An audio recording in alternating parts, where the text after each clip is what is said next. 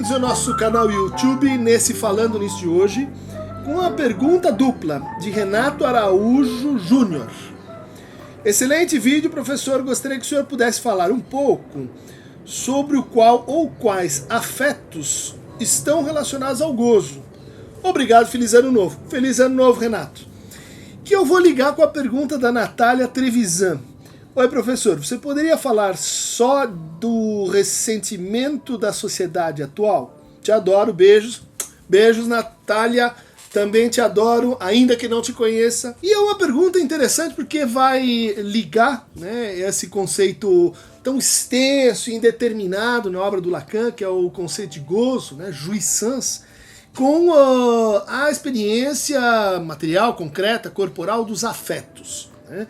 E quando você me pergunta sobre o ressentimento, eu vou dizer que o ressentimento é uma patologia dos afetos, ou da circulação dos afetos, ou da partilha social dos afetos, que é uma definição que eu acho muito pertinente para o sentimento. Inclusive na dimensão em que os sentimentos mentem, né? De que os sentimentos são incertos, que eles são transformados, eles aparecem de maneira deformada, então o único afeto que não mente seria a angústia, e de fato a angústia é um primeiro contraponto ao gozo. Há uma espécie de litoral entre angústia e gozo, ainda que existam situações onde o gozo se apropria da própria angústia. São aquelas pessoas que parecem assim gostar de se angustiar, que não conseguem viver sem procurar focos de angústia, ou do que o Freud chamava de Schuldgefühl, né? O sentimento inconsciente de culpa. Mas vamos lembrar então que o gozo, ele é uma experiência, se é que é uma experiência, né, que envolve a interpretação, a leitura, o fora do corpo, do que acontece no outro, né, e o retorno disso sobre o sujeito.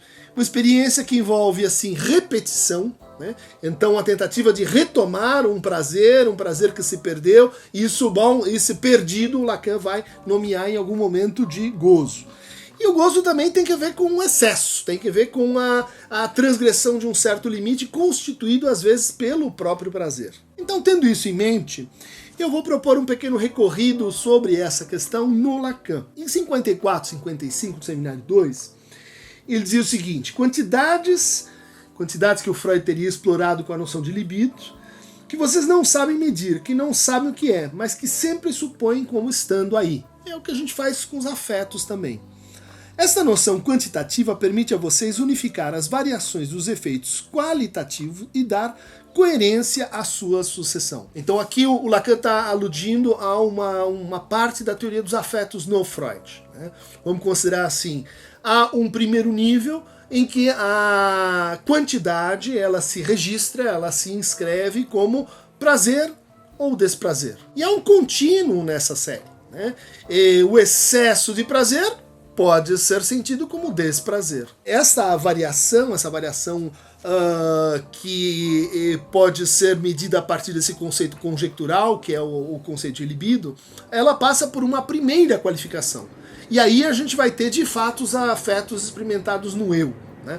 A alegria, o medo, a raiva, a dor, né? São exemplos de como nesse contínuo entre prazer e desprazer, a gente tem traduções para qualidades diferentes que acontecem no nível do eu. Então aí a gente pode responder a tua pergunta dizendo assim: todos os afetos têm um correlato em termos de gozo. Todos os afetos podem ser vividos com uma repetição, com um exagero, com um excesso, podem ser vividos como a recuperação de um afeto uma vez experimentado, desde que se considere que esse afeto é apenas um correlato egóico da libido. Em 1960, no Seminário sobre a Ética, o Lacan vai dizer: pois é, o prazer é o que introduz no gozo os seus limites. Numa outra perspectiva, a gente poderia dizer assim: mas existe uma dimensão do gozo que justamente interfere ou emana do fato dele não ter passado por essa qualificação. É a dimensão que a gente tem estudado, né, em termos da lexetimia,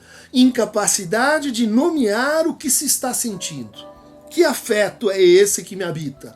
Não sei dizê-lo. Esse déficit de nomeação, essa sensorialização, essa transformação de um afeto em algo vamos dizer assim, da ordem da dor ou do prazer e do desprazer, tem que ver com justamente essa barreira que o prazer pode introduzir no gozo, né?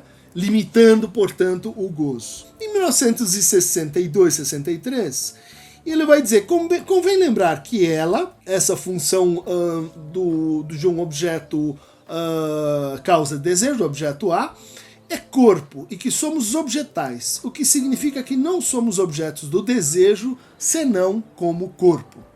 Então aqui tem uma articulação muito interessante entre os afetos, né? Aquilo que nos afeta, aquilo que ecoa em nós, aquilo que se combina com o eco das pulsões, e ela introduz uma mediação muito sensível na própria experiência dos afetos. Me parece que o Lacan está criticando nos afetos, quando ele diz que os afetos são mentirosos, é justamente imaginar que eles não estão atravessados por mediações do significante, por mediações da palavra, por mediações das representações, por mediações das nomeações, ou seja, de que tudo aquilo que acontece no corpo possui uma espécie assim de verdade, de autenticidade, que seria estranho à linguagem. Não é bem assim, não é bem assim para os afetos, não é bem assim para o gozo. Em 69 ele vai voltar a essa ideia, dizendo, não há outra coisa a dizer, não forçosamente a dor, e sim ao desprazer, que não quer dizer outra coisa senão o gozo. Então aqui a gente pode associar o gozo, sim, com um certo tipo de afeto, que são aqueles afetos que nos causam desprazer. Mas que afetos são esses? Né? A gente poderia pensar assim, são aqueles que moralmente a gente construiu como reprováveis, sei lá, para uma cultura a inveja, para outra a vergonha, para outra a culpa, para outra o medo. Aqueles que num determinado universo de partilha de afetos são condenáveis e, portanto, quando você os experimenta, e eles vêm acompanhado de um desprazer. Esse desprazer, esse a mais no afeto, a gente pode dizer, olha, ele está conectado com a economia do gozo. Há também afetos que se tornam desprazerosos porque elas são, assim, excessivamente estimulados, né? Quando os nossos antigos diziam, né? Quem ri demais, no dia seguinte vai chorar, né?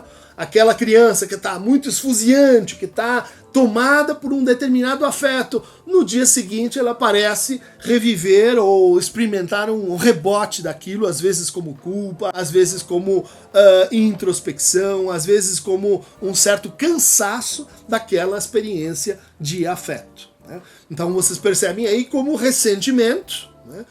O ressentimento que pode estar ligado ao ódio, pode estar ligado ao medo, pode estar ligado inclusive ao prazer demasiado que você acha que o outro está tendo com você, ou aquele fragmento de gozo que a sua fantasia supõe que o outro raptou de você, e isso vai estar então envolto, associado com certas deformações específicas dos afetos.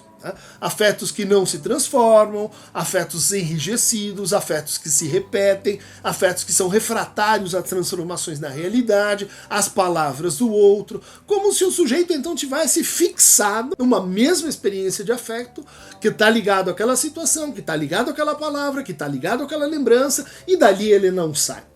A gente está vivendo experiências políticas onde o ressentimento e o gozo por trás do ressentimento e o estímulo do ressentimento como fator político se tornou muito evidente. Uma última menção ao Lacan estaria aqui no texto de 1970, Radiofonie, quando ele faz outra ilação sobre o gozo e os afetos. Quando ele diz assim, volto ao primeiro corpo, o corpo simbólico, que convém entender como nenhuma metáfora. Prova disso é que nada senão ele isola o corpo a ser tomado no sentido ingênuo, isto é, aquele sobre o qual o ser que nele se apoia não sabe que é linguagem, que lhe o confere. Né? Isso vale então para o que a gente está falando sobre os afetos. Né? Eles são vividos no corpo, eles são vividos como se estivessem além ou aquém da linguagem, mas não é nada disso, eles estão estruturados, eles estão condicionados pelo simbólico. O primeiro corpo faz o segundo por se incorporar nele. Então temos o segundo corpo. Daí o incorpóreo que fica marcando o primeiro, desde o momento seguinte à sua incorporação. Aqui vem a parte que me interessa. Mas é incorporada que a estrutura faz o afeto. é incorporada, né? É tomada no corpo, né? A estrutura toma o corpo, ela organiza o corpo.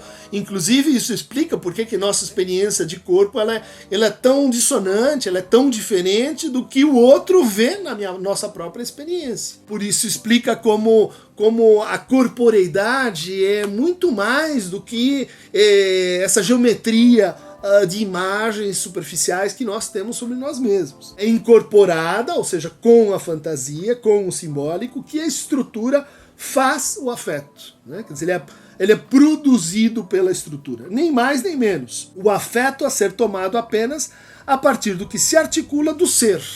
Veja aqui de novo Lacan fazendo essa referência, essa brincadeira com a ideia do ser, né? Quer dizer, esse que se articula no corpo. Só tendo ali ser de fato por ser dito de algum lugar. Né? Então, ali onde você pensa que há a imediaticidade do afeto e do corpo, ele diz, não, mas isso só se dá assim porque isso é dito e dito de algum lugar, confirmando essa tese, né, muito forte do Lacan de que os afetos são mediados pela linguagem. Se você quer se aprofundar assim, na metapsicologia desse problema, eu recomendo um artigo que publiquei com o meu querido amigo Tiago Ravanello sobre afeto e linguagem em Freud e Lacan. Está disponível aí no YouTube e também pela internet. Bom, afetados, emocionados, sentimentos divididos e partilhados, por hoje é só.